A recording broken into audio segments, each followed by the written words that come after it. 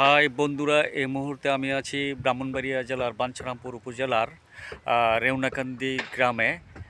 আমার এই পিছনে তিতাস নদী, এই তিতাস নদী দিয়ে প্রতিদিন নৌকা ট্রলার এগুলি চলাচল করে, জেলেরা মাছ ধরে।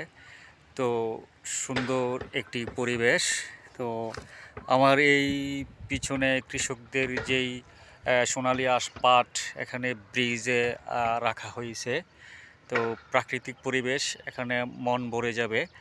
আপনারা এখানে একাও চলে আসতে পারেন অথবা ফ্যামিলি নিয়েও চলে আসতে পারেন, সপরিবারে চলে আসতে পারেন।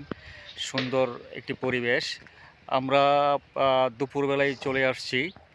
তো এই ভিডিওটি স্কিপ করার আর কোনো সুযোগ নেই, ভিডিওটি না টেনে দেখবেন। আসলে যারা ঘুরতে ভালোবাসে তারা এই বাঞ্ছারামপুরের মধ্যে এই মাসিমনগর, রেউনাকান্দি, কাঞ্চনপুর এদিকের মধ্যে এটা একটা সুন্দর একটা আকর্ষণীয় স্থান হতে পারে, সুন্দর একটি পরিবেশ।